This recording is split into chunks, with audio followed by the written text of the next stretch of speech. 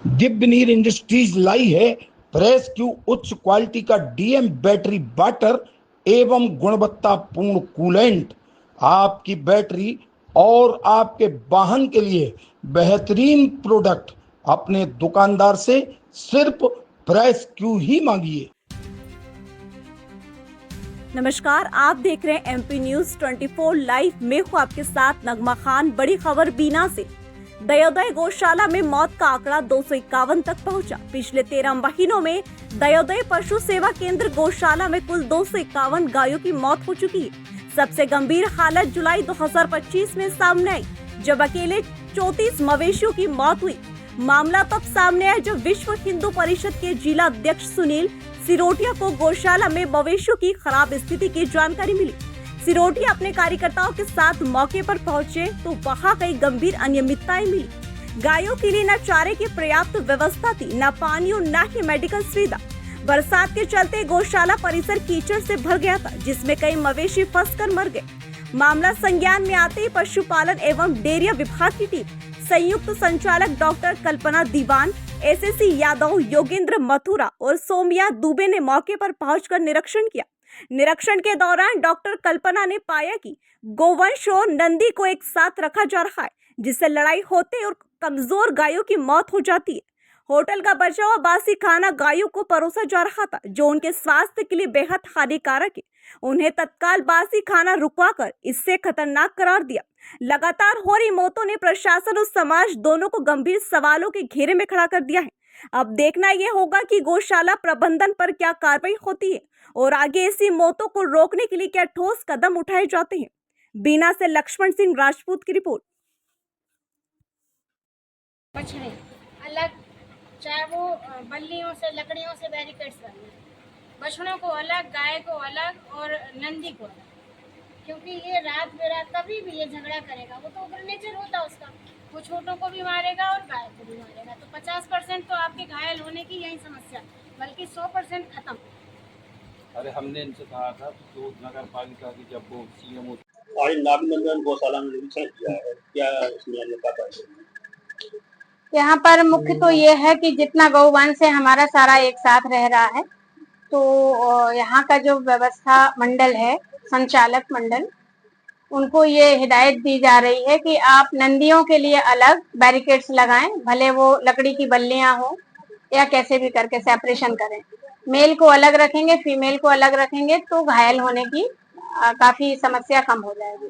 साथ ही जो कम उम्र के बछड़े हैं उनको भी गायों से अलग रखना है, जिससे कई बार भगदड़ होती है तो वो आपस में खून फान करके मतलब एक दूसरे को घायल कर देते हैं। तो ये व्यवस्था है। साथ ही पानी की हौदी में चूना नहीं दिखा, एडवाइस किया कि प्रॉपर 15-15 दिन में चूने की पुताई करें या चूने की ढेरियां लगा के रखें, तो उससे पीने वाले पानी में कीटाणु जो पनप जाते हैं वो खत्म होंगे। बाकी आहार ठीक है, लेकिन जो बाहर से आया हुआ है खाना किन्हीं के द्वारा भेजा जाता है, तो उसमें जो लिक्विड थी होटलों से जो जूठन बच के आता है, दाल चावल, उसको मैंने मना किया क्योंकि देखा कि वो खाने योग्य नहीं है। उनको समझाया कि पशु हो या इंसान हो, सड़ा हुआ भोजन तो किसी को भी नहीं देना चाहिए। वो प्रॉपर जमीन में कहीं भी उसका डंप करें, डिकम्पोजिंग करें। और कुछ अवस्था मिली आपको, जैसे कीचड़ हो गया है? हाँ, यहाँ जो कर्मचारी लगे हैं उनकी काफी पीड़ा है कि शायद कम लोग ही हैं, दोनों हैं, और जब मृत पशु हो जाता है तो निष्पादन में बहुत कठिनाइयां हैं। इसी के चलते हमारी ये विजिट हुई है संयुक्त संचालक के रूप में।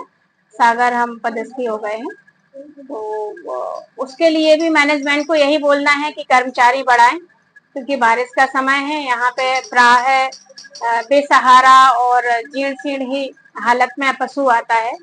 कुछ भवन भी अच्छी हालत में नहीं है, तो उनकी मरम्मत कराई जाए।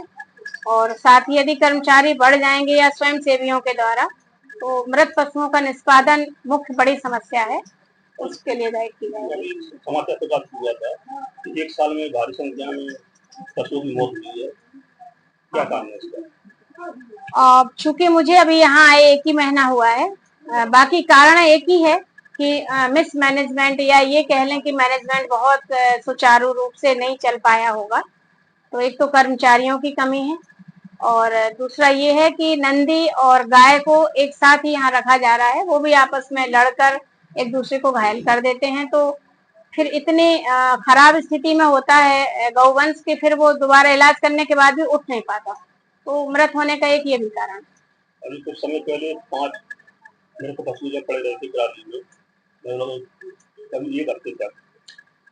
हाँ, जब हम इस सागर जिले में ट्रांसफर होके आए तो वो 5 पशुओं की ही न्यूज आई थी हमारे पास, उसी के चलते आज हमने यहाँ विजिट किया और जो मंत्री जी हैं यहाँ के गौशाला संचालक अध्यक्ष, उन सभी को ये निरीक्षण टीम के द्वारा हम उनको हिदायत दे रहे हैं कि वो आगामी 15 से 20 दिन में कम से कम कुछ व्यवस्थाएं ऐसी कर लें कि छोटे पशु अलग रखें, गौवंश अलग रखें, नंदी को अलग रखें, तो काफी समस्या का हल हो सकता है। जी, आपका परिचय? मैं डॉक्टर कल्पना दीवान अभी वर्तमान में संयुक्त संचालक का कार्य देख रही हूँ, प्रभार है पशुपालन विभाग से।